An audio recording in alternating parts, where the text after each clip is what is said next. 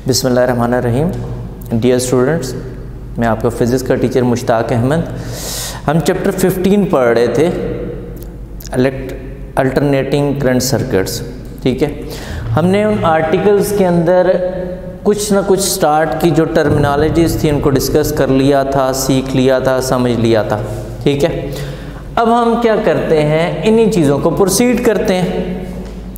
हमने जो last article discuss किया था, उस लास्ट आर्टिकल के अंदर हमने ये डिस्कस किया था कि हमारे पास आरएमएस वैल्यू, और आरएमएस वैल्यू का मैंने अपने बच्चों को बड़े तफसील से बताया था कि आरएमएस वैल्यू क्यों इतनी इम्पोर्टेंट है हमारी कैलकुलेशंस के अंदर, अल्टरनेटिंग सर्किट्स के अंदर। अब वहाँ पर हमने सीखा था कि बेसिकली आरएमएस वो वैल्यू है जो अफेक्टिव है। इफेक्टिव का मतलब ये है कि मैं अगर ये कहता हूँ कि इस वक्त मेरे इस कमरे के अंदर बल्ब ऑन है, ठीक है, तो इन बल्ब्स के अंदर जो एनर्जी सेवर्स हैं, इनके अंदर जो बेसिकली अल्टरनेटिंग करंट और वोल्टेज एक्चुअल फिजिकली फ्लो कर रहा है, that is the effective value RMS. अब उससे एक स्टेप प्रोसीड करते हैं। क्या प्रोसीड करते हैं जी, क्या समझते हैं, अब क्या सीखने की कोशिश करते हैं। कह रहे हैं कि जब हम आज पढ़ेंगे आर्टिकल, वो फेज डिफरेंस और फेजर डायग्राम। अब ये फेज डिफरेंस है क्या? फेज बेसिकली बोला जाता है एंगल को, फेज बेसिकली बोलते हैं एंगल को, जिसको हम थीटा से रिप्रेजेंट करते हैं नॉर्मली। अब अगर फेज डिफरेंस की बात की जा रही है तो कह रहे हैं फेज डिफरेंस आप बेसिकली डिस्कस किस चीज़ के मतलब करेंगे।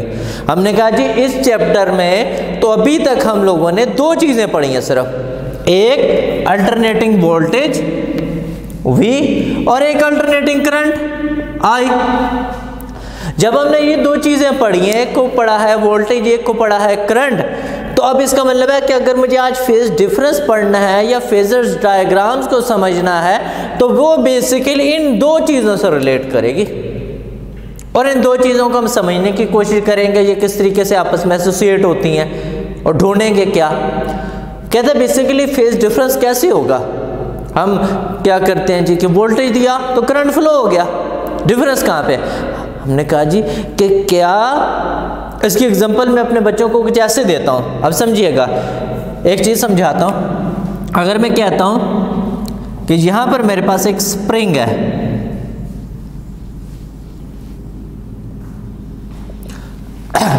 एक स्प्रिंग है मेरे पास, ठीक है, जरा और से देखिए। अगर फॉर एग्जांपल मैं ये कहता हूँ मैं इस पॉइंट पर फोर्स एग्जर्ट करता हूँ और फोर्स एग्जर्ट करके इसको आउटवर्ड डायरेक्शन में खींचता हूँ, ठीक है, तो अब वो क्या कर रहा हूँ, पुल कर रहा हूँ, बाहर को खींच रहा हूँ। लेकिन एक बात बताइए, जैसे ही खींचता हूँ कि क्या फोर्स यहाँ पर मिलेगी? नहीं, वो जो फोर्स है पहले यहाँ, फिर यहाँ, फिर यहाँ, फिर यहाँ, फिर यहाँ। इसका मतलब है तो क्या इस पॉइंट तक आते हुए कुछ डिले आएगा, कुछ टाइम का गैप आएगा? तो ये चीज़ अगर है, इसका मतलब है कि आफ्टर सम टाइम मैं देखता हूँ इसके अंदर एक्सटेंशन हो गई, और एक्सटेंशन होने के बाद ये यहाँ पर आ गई। लेकिन ये जो एक्सटेंशन बेसिकली आ रही है, अगर मैं इस चीज़ को ऑब्जर्व करूँ तो मैं ये देखता हूँ कि पहले इस फोर्स एग्जर्ट हुई, एनर्जी एग्जर्ट हुई इस पॉइंट पर, डायरेक्ट इस पर नहीं हुई, फिर यहाँ से यहाँ, फिर यहाँ से यहाँ, फिर यहाँ से यहाँ, फिर यहाँ से जाओ एट द एंड यहाँ पर। इसका मतलब है यहाँ से यहाँ तक आते हुए कोई टाइम डिले आ रहा है।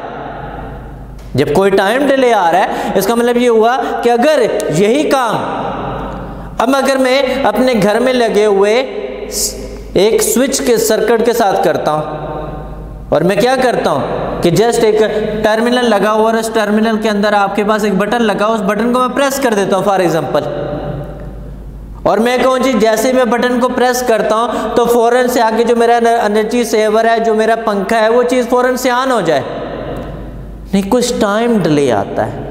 कहता वजह ये है कि जो बैटरी है, जो ईएमएफ सोर्स है, वोल्टेज है, वो तो आपको एनर्जी दे रहा है। जैसे उसने एनर्जी दी, वो एक इलेक्ट्रॉन, दूसरा इलेक्ट्रॉन, तीसरा, चौथा, पांचवा, अप टू सो ऑन, इस तरीके से लास्ट इलेक्ट्रॉन तक जाते हुए कुछ टाइम डिले आता है। तो इसका मतलब है जब वोल्टेज दिया गया तो करंट के फ्लो होने तक कुछ टाइम डिले आता है। ये बेसिकली जो टाइम डिले है, जब इसको ग्राफिकली हम मॉनिटर करते हैं अल्टरनेटिंग वोल्टेज और करंट्स की सूरत में, तो बेसिकली इसको फेज डिफरेंस बोला जाता है। इसके एग्जांपल में कुछ इस तरह से, अब यही स्प्रिंग की एग्जांपल है, इसी स्प्रिंग की एग्जांपल को मैं यहाँ पर कुछ इस तरह से बताता हूँ कि अगर मेरे पास एक स्प्रिंग है, अटैच है, ये फोर्स, मैं क्या करता हूँ, मैं इसके ऊपर इनवर्ड फोर्स लगाता हूँ, मैं पुश करता हूँ इसको। मैं जैसे इसको पुश करता हूँ अंदर की तरफ, तो जैसे मैंने फोर्स लगाई, इधर देखिएगा, जैसे मैंने फोर्स लगाई तो क्या ये कंप्रेस हो गया? नहीं, पहले ये कंप्रेस होगा, फिर ये कंप्रेस होगा, फिर ये, और फिर ये, और फिर आखिर में ये। इसका मतलब है यहाँ से यहाँ तक आते हुए कुछ टाइम डिले आता है। इसका मतलब जब मैंने एनर्जी दी, ईएमएफ दिया, वोल्टेज दिया, तो वोल्टेज फौरन से आपको, जो वोल्टेज का इफेक्ट है या ईएमएफ का इफेक्ट है, उसको क्या कहते हैं? करंट। तो वो जो करंट आपके पास आ रहा है वो फौरन से नहीं आएगा, कुछ टाइम डिले में आता है, तो उसमें कंप्रेशन आता है। इसकी एग्जांपल बेहतरीन, जिससे आप लोग इस चीज़ को बड़े बेहतरीन तरह से समझ लेंगे, मैं ऐसे एग्जांपल देता हूँ। अगर मेरे पास अगर एक रेल का इंजन है, ठीक है, अब उस इंजन के अंदर कौन से दो लोग हो सकते हैं? एक उस रेल के इंजन का ड्राइवर और उस एक रेल के इंजन का गार्ड जो बाहर खड़ा हुआ है।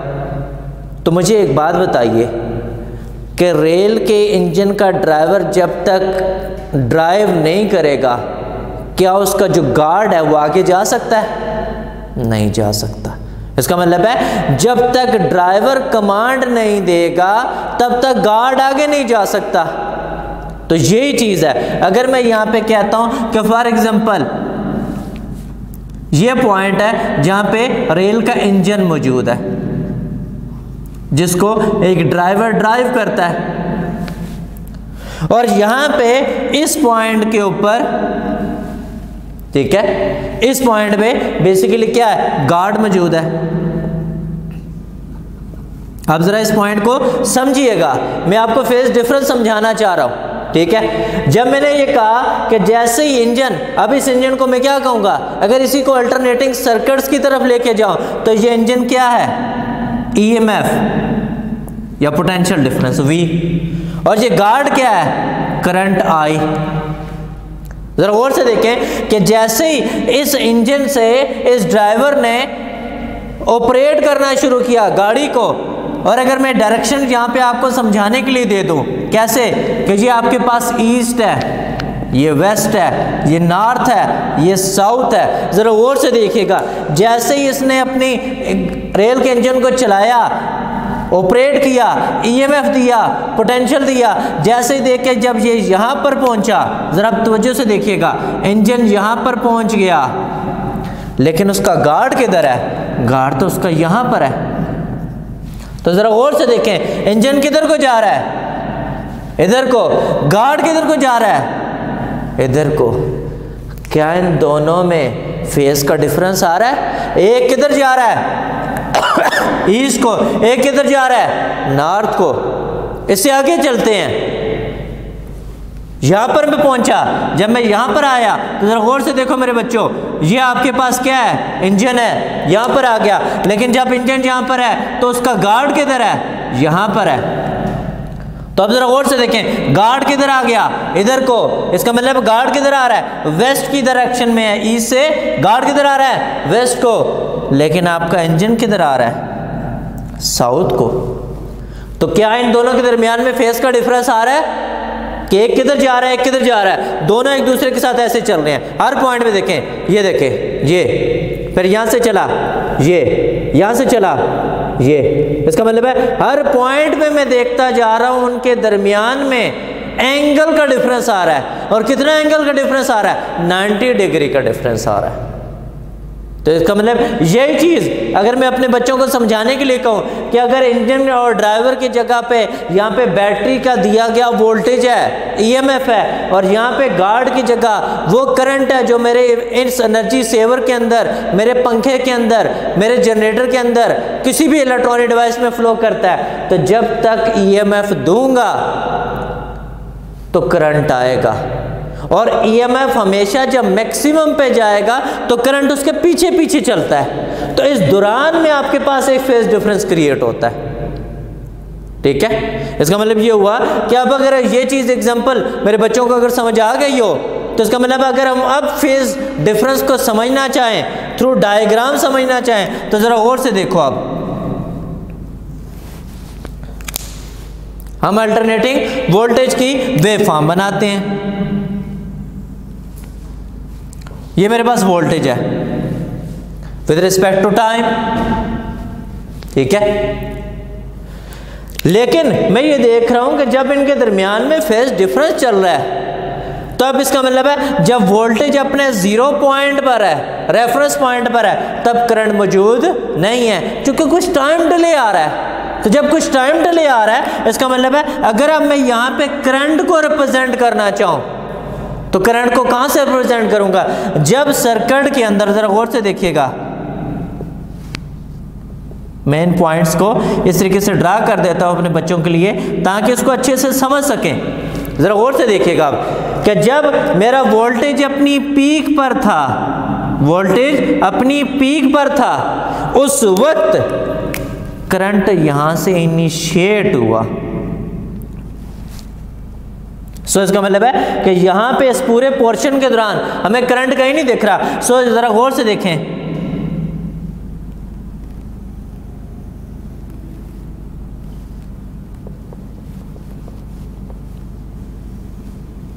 ये जरा आप गौर से देखते जाए। फेज डिफरेंस को हम लोगों ने देखना है, कैसे देखेंगे? जरा गौर से देखिएगा, इस पॉइंट पे जरा गौर से देखें, यहां पर देखें आपके पास क्या है। अभी मैं एंगल से अपने बच्चों को ये क्लियर करूंगा। जरा गौर से देखें, वोल्टेज है यहां पर मैक्सिमम, एंगल क्या है π/2, लेकिन इसी पॉइंट पे करंट क्या है 0, लेकिन एंगल क्या है 0। आगे को चलता हूं, जब यहां पर आ जाता हूं तो मैं देखता हूं करंट क्या है, मैक्सिमम है, करंट क्या है, मैक्सिमम है, एंगल कितना हो जाता है π/2, लेकिन इसी पॉइंट पे ऊपर जाता हूं तो यहां पे एंगल कितना हो जाता है पाई मीन 180, यहां पर π/2 मीन 90, फेज डिफरेंस कितना है 90 का। इसका मतलब है कि आपके पास एक चीज कंटिन्यूसली आगे चल रही है, एक चीज कंटिन्यूसली पीछे जा रही है। ये वही एग्जांपल आपके पास आ रही है जो मैंने आपको इंजन की और ड्राइवर की थी, वही एग्जांपल आ रही है जो स्प्रिंग सिस्टम में मैंने आपको पुल किया या इसको पुश किया। तो दोनों सूरतों में जो एग्जांपल थी, इसका मतलब है फेज डिफरेंस किसको कहते हैं? ठीक है, फेज डिफरेंस बेसिकली वो है जो टाइम डिले आता है। किसमें? जब वोल्टेज दिया, जब ईएमएफ दिया, जब एनर्जी सर्किट में प्रोवाइड की, और उस एनर्जी को प्रोवाइड करने के बाद जब तक करंट सर्किट में फ्लो होना शुरू हुआ, जब तक वोल्टेज का इफेक्ट सर्किट में आना शुरू हुआ, तब तक कुछ टाइम डिले आ गया। और जब उस टाइम डिले को इन टर्म्स ऑफ वोल्टेज और करंट मॉनिटर किया जाता है, तो इसको फेज डिफरेंस बोला जाता है, इसको फेज डिफरेंस बोला जाता है। अब इसके अंदर फिर ये सवाल आ जाता है कि अगर आप फेज डिफरेंस की बात कर रहे हो, तो एक चीज तो आगे को जा रही है और एक चीज पीछे को रह रही है, तो इस कंसेप्ट को क्या कहेंगे? हमने कहा जी इस कंसेप्ट को बेसिकली हम फेज लीड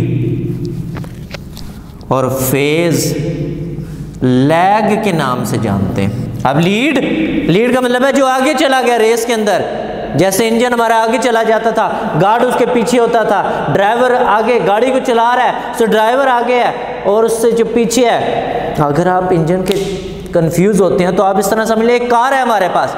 अब एक कार को जो ड्राइवर चला रहा है, अब उस ड्राइवर की सीट के पीछे जो लोग बैठे हुए हैं, जब तक ड्राइवर और उसकी सीट आगे को नहीं मूव करेगी, क्या पिछले लोग उससे पहले आगे को जा सकते हैं? नहीं जा सकते। तो यही वोल्टेज का और करंट का लेना देना है। सो जरा गौर से देखिए, लीड का मतलब है आगे रह जाने वाला, लैग का मतलब है पीछे रह जाने वाला, लेकिन कोई डेफिनेशन तो बनानी पड़ेगी। डेफिनेशन हम बनाएंगे रेफरेंस पॉइंट से, 0 पॉइंट से।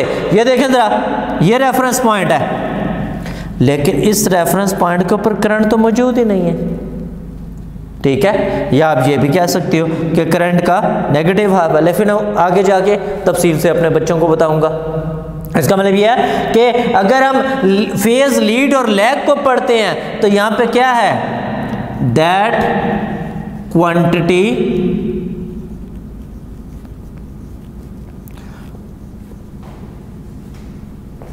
which present at 0 or reference point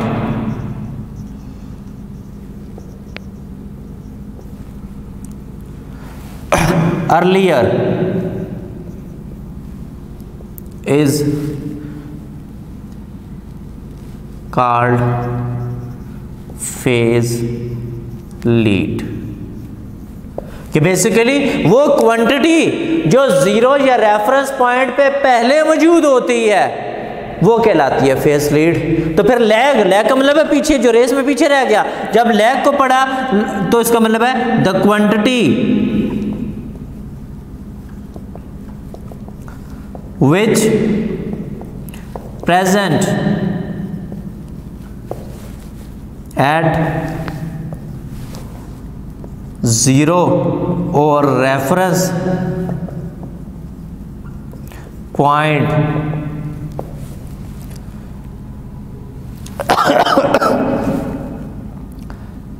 after some delay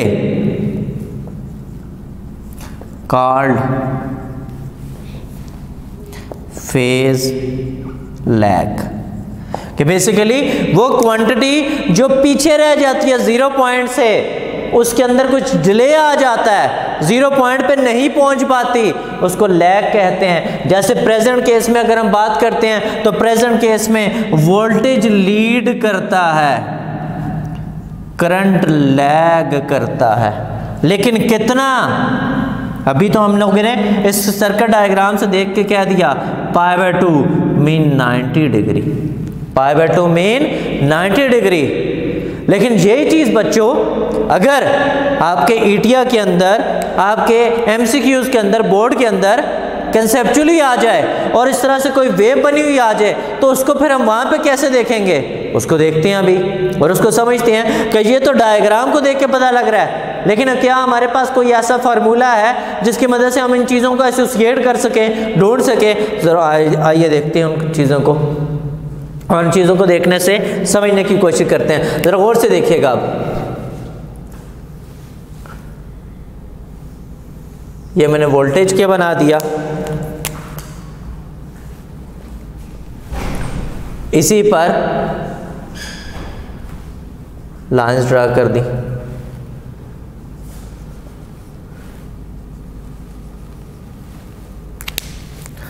यहां से मैंने फॉर एग्जांपल करंट को ले लिया,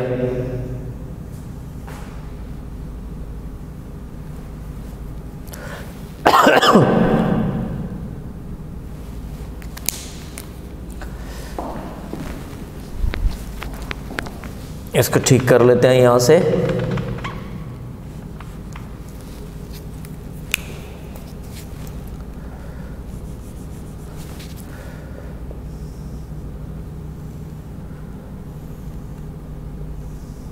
ये जरा गौर से देखें, एक वेव की लेंथ को क्या कहते हैं? हमने 9-10 में पढ़ा था, एक वेव की जो कंप्लीट लेंथ होती है उसको लैम्डा से रिप्रेजेंट किया जाता है। Wave length mean lambda wave length. मैं यहाँ पे स्केलिंग कर लेता हूँ अपनी चीज़ को समझने के लिए। कैसे? कि मैं एक वेव की जो लेंथ है, फॉर एग्जांपल अपने स्केल को समझने के लिए मैं कहता हूँ ये 0 है, इधर मैंने क्या दिया, फॉर एग्जांपल यहाँ पे 1, यहाँ पे मैंने फॉर एग्जांपल क्या दिया 2, 3, 4, ये 5, फिर यहाँ पे 6,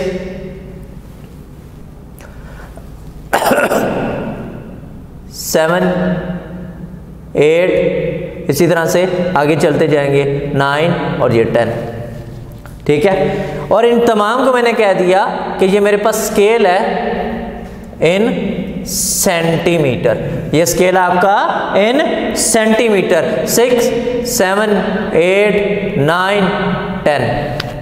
जरा गौर से देखें, फार्मूला बेसिकली क्या होता है, जरा इस फार्मूले को सीख लें। फार्मूला आपके पास होता है phi equals to x over lambda into 2 pi का मतलब है अलॉन्ग सम सर्कमफेरेंस, इसको आप 360 भी कह सकते हो। 2 पाई एक पूरी वेव का, ठीक है।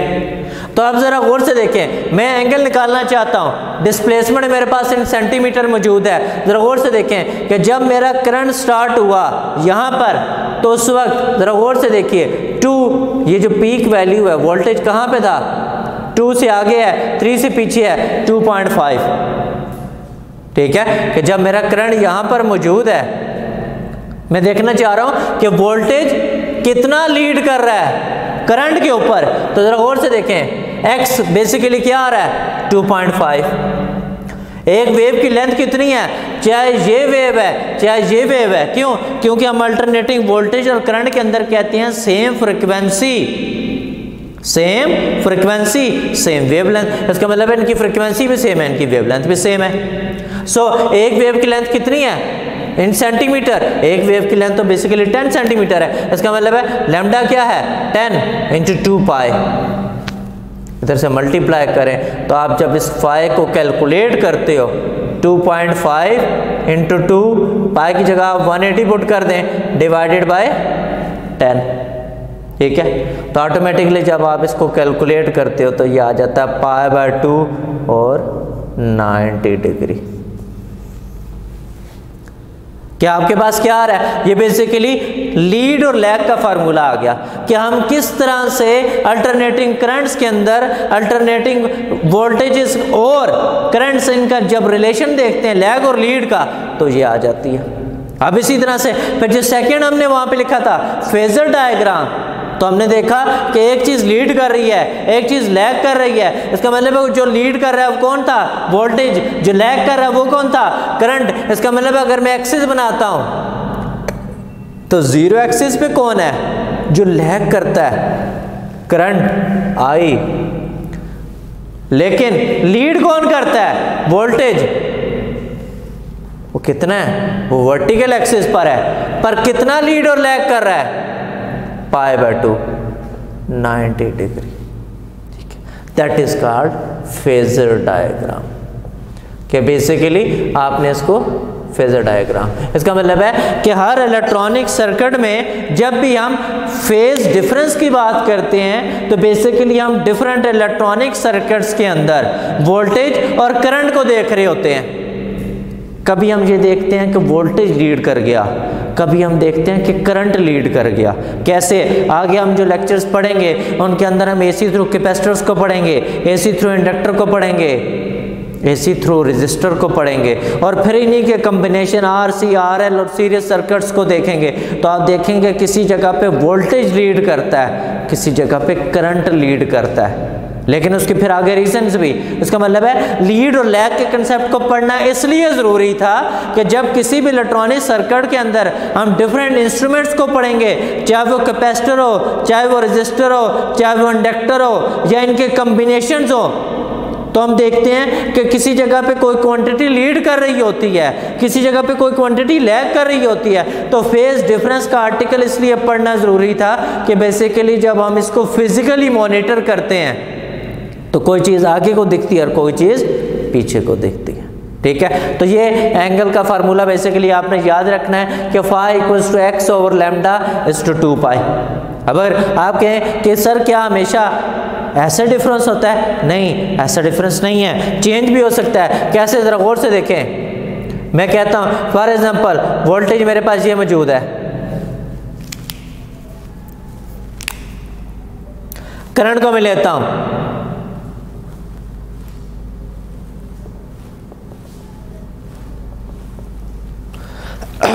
जरा देखिएगा, करंट को आप स्टार्ट करते हैं यहाँ से, ये ठीक है, जरा आप गौर से देखें। अब अगर हमने कहा था कि एक वेव की वेवलेंथ कितनी है, लैम्डा हमने कही थी 10 सेंटीमीटर है, तो उसका मतलब है यहाँ तक कितना है 2.5, फिर यहाँ पे कितना है 5, यहाँ पे कितना है 7.5, यहाँ पे कितना है 10 centimetre. Same as with the current, यहाँ पे कितना है 0, ये कितना है 2.5, यहाँ पे कितना है 5, यहाँ पे कितना है 7.5, यहाँ पे कितना है 10 सेंटीमीटर। सो दोनों वेव्स की लेंथ सेम है। ठीक है, दोनों वेव्स की लेंथ सेम है। ठीक है, तो अब हम क्या करते हैं, अब हम एक काम करते हैं, थोड़ा सा इसको और डेविएट कर देते हैं। कैसे, आप कहेंगे सर कैसे, मैंने कहा ज़रा देखिएगा बच्चों, मैं ये करता हूँ,